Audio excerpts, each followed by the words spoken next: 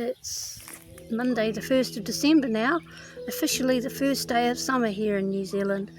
And I just wanted to show you, this is the growth in 1 week of the poplar pole that I showed you last week. They grow so phenomenally quickly. It's really quite amazing to me. Just a little bit of a foreshot of what I hope to get scythed this morning. This little area here, so that I can then get to my rootstock bed, which is under the white frost cloth and got lots of weeds. And here's an aftershot.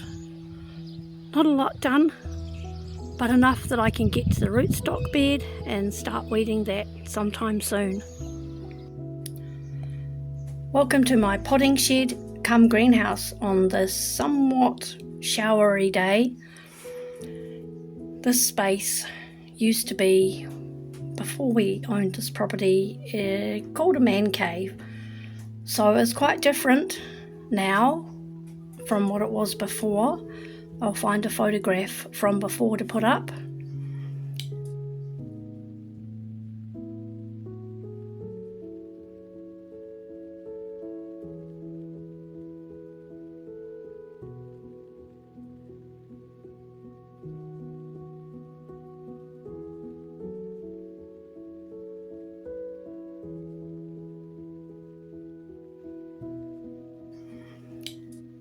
And this space has been created by my lovely husband. So at the moment on here we've got a stand. Those poppies need to be ripped out, but they're there for now. We've got this shelf here. I was trying to save some daffodil seed until I realised I wasn't doing that correctly.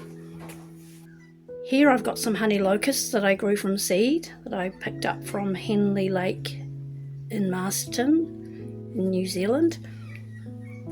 Down on this shelf here, some lavender starts and a few acacia at the back there, then just some spare pots and an empty shelf. And down there is little Lily's dog bed. It's just a sieve that was actually my husband's father's, which I used to screen garden mix and compost to get the biggest bits out if I need to. Then we've got this shelf here, so I've got space underneath to keep all sorts of things. There's a whole lot of these blue bottles back here, which I use for covering young tender plants. That's Lily in the background protesting. There's some green windbreak cloth in the background, plus some other plant covering fabric I bought recently. Up there on the wall, right there, is my flower blade for my scythe, and there is my peening stool. I'll show you that another day. Just some random bits and pieces on the shelf. Coming along, I've got some seed boxes there, which I made from pallet wood, and at the moment there's some feijoa is there, right there. And at the moment what I'm doing is I'm in the middle of making some seed starting mix, so I'll try and get a better, there we go. So in there I have coconut fibre. My recipe tends to be 1/3 coconut fibre, 1/3 river sand, and 1/3 garden mix or compost, whatever I have to hand at the time. I screen out the biggest bits, but I figure in nature seeds often just grow wherever they are and they grow through the biggest bits, so I don't stress too much about it. Some garden mix added, another 4 ice cream cartons. A little bit dry, but I'll wet it down soon. And that's the sand added. There's 2 different types in here. The slightly whiter at the back is what was left over of a bag of rivers of sand I bought from the garden centre, and the sand at the front is sand that I brought up from down beside our stream and have had sitting in the sun and drying. It's potato bed marked out, all ready to be dug. Earlier today, hubby asked if I'd like his help to dig the potato bed.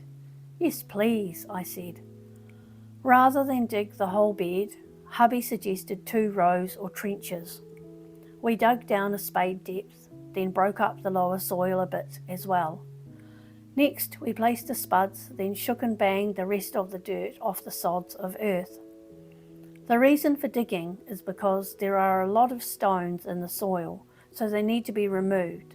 Now that the area has been dug once, I intend to use a minimal dig method of gardening. We gave the rows a layer of gardening mix as mulch, and then covered the area with some frost cloth, not for frost at this time of year, but to help lessen the risk of any critter eating or damaging the newly emerging plants.